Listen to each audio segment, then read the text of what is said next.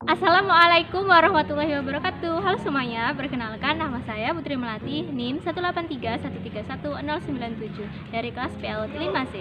Jadi teman-teman, parenting itu adalah salah satu cara atau proses untuk mendidik dan mengasuh anak. Nah, menurut salah satu ahli yaitu Jerome Kagan mengatakan bahwa parenting ini adalah salah satu proses atau cara yang dilakukan tidak hanya oleh orang tua, tapi juga pengasuh atau orang dewasa untuk mendidik anaknya menjadi sebuah individu yang bertanggung jawab di masa yang akan datang. Nah teman-teman, dalam kegiatan parenting ini saya bersama dengan narasumber saya yaitu Mbak Dewi Oktaviana yang beralamatkan di Randusari, Slogohimo, Wonogiri. Dan Mbak Dewi Oktaviana ini selaku orang tua, kemudian pengasuh dan juga kakak untuk adiknya yang bernama Ahmad Rafli Fatullah yang berusia 3,5 tahun. Oke teman-teman, yuk kita simak video selanjutnya. Mbak, sebagai kakak, terus sebagai orang tua buat adik kan, buat adik Rafli, manggilnya adik Rafli aja ya. Terus sebagai buat adik Rafli itu, dari perkembangan adik selama 3,5 tahun ini, ada nggak sih Mbak yang membuat Mbak itu kurang puas? Mungkin kalau dari segi ngajinya sih, jadi dia itu kalau ngaji baca Iqra itu dia nggak bisa full satu halaman, jadi paling cuma 1 baris 2 baris. Dia bisa, maksudnya bisa ngidentifikasi itu huruf apa, huruf hijaiyah apa bisa, tapi kalau untuk baca full dia belum bisa karena dia mudah bosen. Terus nanti kalau ada temennya yang main dia pengen ikut main, jadi gitu ya dia kendala di fokusnya di situ. Selain itu Mbak, kalau misalnya kan anak-anak itu kan misalnya ada mainan atau Iya. apa itu, dia manfaatinnya gimana? Kan ada tuh anak yang kayak hiperaktif, terus anak itu benar-benar pasif, kalau enggak itu dia benar-benar sayang mainannya. Kalau yang adik Rafli ini tipenya tipe yang mana? Sebenarnya dia itu tipe orang yang kalau dikasih mainan suka, cuman dia itu karena rasa ingin tahunya itu biasanya kalau punya mainan, punya mobil-mobilan itu sering dibongkarin, karena kan dia itu suka mainan kayak obeng gitu kan. Sebenarnya udah nggak boleh dibeliin obeng mainan. Nah akhirnya mainnya itu dibongkarin, bannya dicopot, terus pintu-pintu di mobilnya itu dicopotin karena dia emang pengen tahu di situ gitu loh, Isinya ya Mbak, isinya dari mainannya itu. Nah iya, jadi kalau punya mainan itu gimana ya, nggak pernah awet karena dia bongkarin terus. Sepeda juga gitu, suka dibongkarin. Biasanya anak usia 2-3 tahun, sampai 4 tahun lah ya, 2-4 tahun atau enggak, biasanya itu dalam pendidikan anak usia dini itu disebut sebagai kelompok bermain ya. Kelompok bermain itu biasanya tuh menghitung 1-10. Nah, Kalau berhitung alhamdulillahnya dia udah sampai 15. Cuman kendalanya kalau ketika saya mulai dari angka 6, misalnya nih kalau berhitung kan, kalau dari angka 1 dia bisa full 1, 2, 3, 4, 5, 6 sampai seterusnya.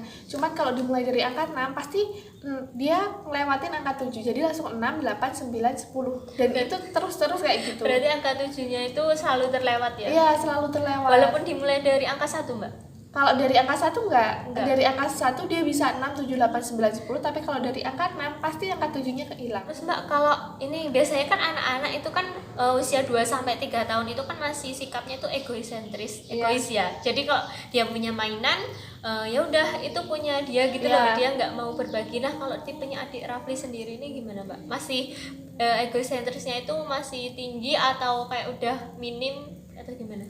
Kalau dia itu mut-mutan sih, jadi kalau misalnya dia suka sama temennya, dia mau ngasih mainannya ini tak pinjemin. Tapi kalau dia emang udah nggak suka sama temennya, itu bener-bener nggak boleh. Sampai temennya itu pokoknya nggak boleh megang, nggak boleh diambil gitu. Akhirnya pasti temennya nangis lah, namanya mana kanak. Iya, gitu. namanya juga anak. Berarti ya emang sih kalau masih usia 2-3 tahun, 2-4 tahun itu kan kayak sikap egosentrisnya kayak dia mau punya mainan ya punya dia sendiri, kecuali pas lagi dia pengen berbagi atau gimana baru dia kasih ya. Terus Mbak, kalau spiritual yang diterapkan di rumah atau enggak, Mbak kan sebagai kakaknya, terus sebagai orang tua lah, sebagai contoh untuk adiknya, itu spiritual apa sih yang diterapkan gitu? Kalau itu tuh mungkin yang pertama dari ngaji sih. Kalau menurut keluarga saya, ngaji itu dimulai dari kecil. Jadi emang sebenarnya kan kalau usia 3 tahun dia belum saatnya dia ngaji. Nah, tapi kita ikutin ngaji ya, walaupun di sana dia mainan, paling nggak dia udah tahu lah. Dia udah sosialisasi sama teman-temannya. Beradaptasi gitu ya, sama teman-temannya. teman-temannya, akhirnya dia di ngajiin yang pertama. Terus yang kedua mengenai sholat. Jadi kalau main itu biasanya dibiasain, nanti kalau jam 12 pulang dulu, nanti kita sholat dulu. Nah dia emang belum apa, belum bacaan, belum gerakan itu belum hafal, tapi paling enggak dia itu ketika dibiasain waktunya sholat itu waktunya sholat pulang dulu, nanti pas sholat itu dia wudhu ya dia belum bisa wudhu, tapi paling dia cuci tangan, terus ngikutin ya, cuci tangan terus cuci muka. Nah nanti pas sholat itu dia di samping di sebelah kanan itu nanti ngikutin, walaupun dia nggak sepenuhnya full gerakan dia ikutin semua, tapi paling nggak diajarin dulu lah sholatnya gimana. Nanti kalau setiap jam 12 sholat nih, kalau maghrib bapaknya ke masjid ikutin masjid gitu. Masjid ya. Jadi ada pembiasaan di dalam keluarganya gitu ya Mbak. Jadi itu kalau biasanya ya Mbak, anak usia 3 sampai 6 tahun itu kan kayak anak usia dini yang masih berada dalam golden age ya. Jadi kayak usia yang benar-benar dimana anak itu berkembangnya itu sangat pesat. Jadi disitulah kayak stimulasi apa, terus contoh apapun yang kita lakukan pasti diikuti sama anak kan. Apalagi tipe anak itu juga beda-beda sih Mbak. Tapi kan kita sebagai orang tua, terus Mbak sebagai orang tua, sebagai kakak itu juga pasti harus mencontohkan, terus memberi contoh yang baik juga kan. Terus biasanya anak usia 4 sampai 6 tahun itu biasanya harus ditumbuhkan pemahaman yang positif, kayak misalnya itu memberi kepercayaan gitu loh Mbak. Terus biasanya 4 sampai 6 tahun, 3 sampai 6 tahun itu anak-anak itu dibantu untuk diarahkan gitu loh. Jadi ya itu sebagai Mbak, sebagai orang tua, terus itu kan tadi dikasih contoh kan, setiap jam 12 itu pulang, terus walaupun dia belum bisa ngikutin sholat sepenuhnya, kan memang usia segitu kan memang belum wajib, tapi dia mengenal gitu Mbak, paling mengenal dulu lah, kenal gerakannya kan, terus kenal sebelum sholat itu peralatan yang dipakai itu apa aja, kemudian sebelum sholat itu kita harus ngapain dulu, terus mungkin gerakan wudhunya itu memang belum sempurna, tapi kan mengenalkan dari sini itu kan kayak memberi arahan dan pondasi kan ya Mbak. Kemudian sosialisasi. Jadi kalau dari orang tuanya, kemudian dari kakaknya atau orang-orang di sekitarnya itu memberikan contoh sosialisasi yang baik kepada orang-orang sekitar, pasti si anak kan juga mencontoh. Iya nggak sih Mbak, bener nggak sih? Bener-bener. Pasti dia ngikutin kita karena dia tuh fase dimana ngikutin orang tua gitu loh. Kalau orang tuanya gini pasti ikut ya. Nah makanya di situ bener-bener kalau ngomong, apalagi kalau ya namanya orang kesel kan, kadang kalau marah itu bener-bener dijaga omongannya, soalnya kalau enggak dia tuh tahu dengerin gitu, besoknya bakal niru gitu gak Mbak? Pernah gak sih ngalami gitu Mbak? Pernah. Jadi pengalamannya itu pas masakan di dapur. Nah dia itu tahu nyetakin kompornya itu loh, gasnya. Akhirnya besok waktu masak air itu tiba-tiba mati. Loh kok mati? Kenapa? Ya aku bingung kan. Tak nyalain mati lagi. Kenapa? Ternyata dia udah bisa nyetakin itu. Ternyata iseng ya, dia iseng. Dia bisa nyetakin kompor dan dimatiin, dihidupin gitu. Ya terus kalau pagi itu kan biasanya ibu itu kan kalau bangun langsung namanya ngelipet selimut kan. Nah akhirnya besok paginya dia juga ikut-ikutan ngelipet selimut. Ya emang belum sempurna, tapi kan enggak, dia udah ikut-ikutan belajar gitu, ya Mbak. Dari situ udah niru lah. Itu kayak salah satu pembiasaan sih Mbak. Kayak pembiasaan kan udah diterapkan dari kecil gitu, nanti ke depannya itu juga pasti dia udah kebiasaan ya gitu. Cuma kan kadang tuh anak-anak itu kita kan nggak tahu ya Mbak kapan dia mau berbuat seperti itu, kapan kita jadi harus antisipasi dan benar-benar harus mengontrol. Kalau dari lingkungan sekitar kan juga kadang anak-anak kan nggak bisa dibatasi juga ya Mbak. Kalau dibatasi malah nanti dia nggak bisa berkembang sepenuhnya kan. Nah kalau sebagai orang tua, sebagai kakak itu kan kayak harus mengontrol, tetap mengontrol walaupun nggak setiap hari sama adiknya, itu nggak setiap hari ngeliat, tapi nanti pulang mesti adiknya kalau dari main itu dapat hal baru, entah itu bahasa baru, kata-kata baru gitu. Pernah nggak Mbak gitu? Misalnya kata-kata yang itu kayak nyimpang gitu atau gimana? Kalau itu enggak sih, karena emang dia mainnya tuh pertama sama anak-anak umur yang seumur dia sih, 5 tahun lah.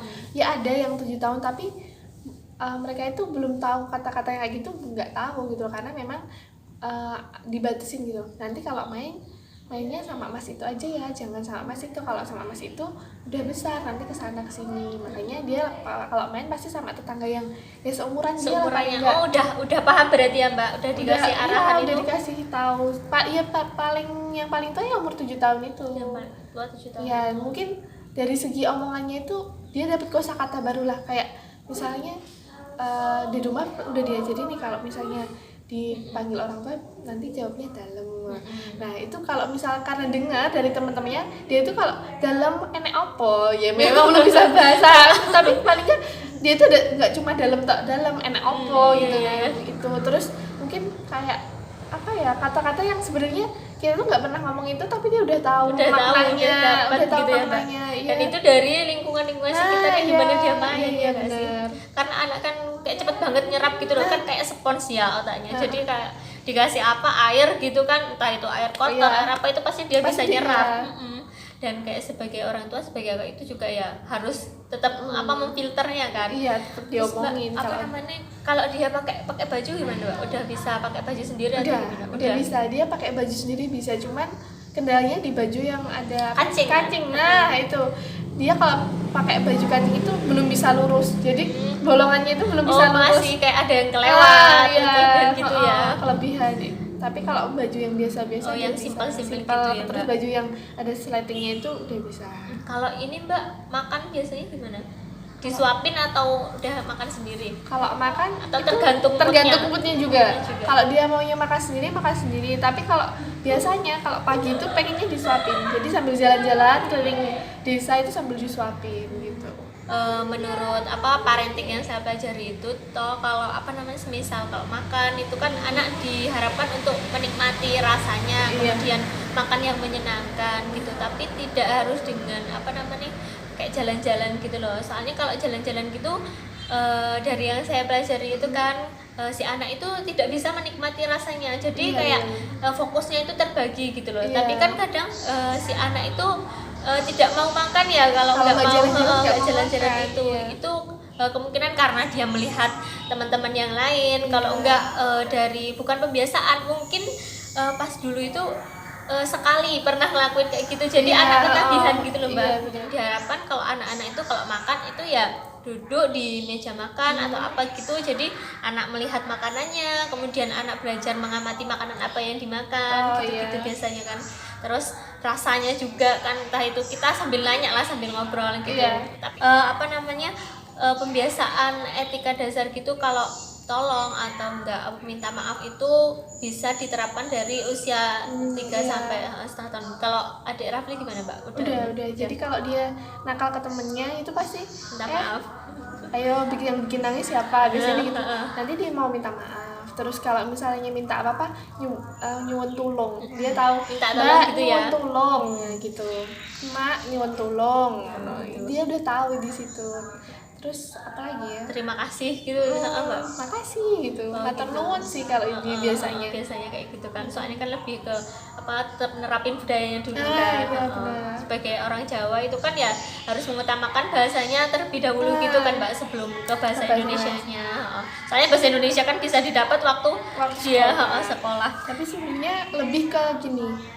Dia itu kan kalau dapat mainan, dapat apa-apa kan cuma bukan dari keluarga sendiri, kadang dari tetangga, kadang dari mbahnya, dari saudara yang lain, saudara jauh lah. Takutnya mereka itu orang Jawa semua gitu loh, masih keluarga yang benar-benar Jawanya kental. Nah makanya dibilang suruh matur nuwun itu karena emang itu, karena dia kontak fisiknya sama orang-orang yang lebih dewasa dari dia. Kalau sama temennya makasih kalau paling gitu. Tapi kalau sama orang yang lain itu udah ada pembiasaannya sendiri ya Mbak. Biasanya usia 3 tahun itu 3 tahun sampai 6 tahun usia segitu itu membacanya, kalau yang 3 tahun itu biasanya dengan media bergambar. Jadi kalau misal pengenalan warna kan, kalau adik Raffi itu pengenalan warnanya gimana? Dia udah bisa mengidentifikasi ini warna apa gitu enggak? Atau cuma bisa menyamain warna aja? Kalau warna dasar kayak merah itu dia bisa, cuman kalau warna oranye, coklat itu dia nggak bisa. Jadi dia cuma tahu warna, misalnya nih dikasih tahu ini warna coklat. Nah warna ini sama nggak dek? Sama, tapi dia nggak tahu itu namanya warna apa, jadi dia susah diidentifikasi di situ. Tapi kalau warna merah, hijau dia bisa kalau warna dasar, tapi kalau warna yang mirip-mirip itu dia susah. Biasanya untuk stimulasinya ini loh Mbak, secara ini pelajaran parentingnya saya tahu itu kalau membaca atau melihat identifikasi warna itu kita bisa cari media bergambar, misalnya itu warnanya pink gitu. Terus nanti itu ada tulisannya juga di warna pink, jadi anak juga dari situ memahami warna juga tulisan. Jadi kalau kursi aja misalnya ditempelin gitu, kursi gitu, nanti setiap hari anak lihat ini kursi, terus ini tulisannya kursi seperti ini. Jadi secara tidak langsung anak akan belajar, oh ini kata kursi itu hurufnya A, B, C, D gitu. Terus apa namanya tulisannya kayak gini, huruf K itu seperti ini, kursi diawali huruf K. Jadi kayak stimulasi sederhana gitu loh Mbak. Ya belajar mengidentifikasi hurufnya dulu. Kalau warna bisa lihat dari situ juga. Kayak setiap hari kayak di stimulasinya dari situ. Terus kalau yang menulis itu biasanya anak usia 3,5 tahun itu kan menulis itu sebenarnya nggak wajib ya Mbak kalau untuk anak TK kan. Terus tapi cara menggenggamnya yang kayak pensil apa itu diharapkan bisa. Nah itu stimulasi yang pertama itu bisa kayak belajar ngeremas. Gimana Dek Rafli udah belajar jadi kayak kertas diremes-remes itu kan. Iya udah. Jadi kalau cara ngeremesnya ini udah bisa, terus udah lancar gitu, nanti kalau pas dia megang pensil itu udah nggak udah nggak beda lagi gitu loh. Udah kayak nggak udah bisa gitu loh. Gimana sih itu bahasanya? Iya udah langsung bisa lancar gitu. Udah luas lah bilangnya. Udah luas gitu. Setelah itu naik lagi nanti kayak dipegangin krayon atau terus dia kan tahu gimana caranya kayak megang krayon. Nah itu dari situ dia belajar. Terus kalau yang menghitung itu biasanya usia 3 tahun itu 3,5 tahun sampai 4 tahun itu paling cuma sampai 10, tapi ternyata dia udah sampai 15 itu. Ya itu karena pembiasaan dari orang tua, dari mbaknya sendiri, dari yang ngasuh sih, dari lingkungan sekitarnya ya. Iya sih, yang jelas dari temennya. Kalau temennya kan udah sampai 20, udah sampai atasnya.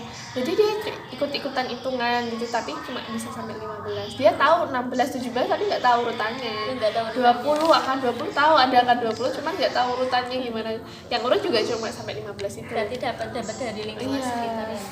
Menarik sekali sih kayak dari pengalaman Mbak sebagai kakak juga sebagai orang tua kalau di rumah ngasuh adiknya kan kalau pas ditinggal juga.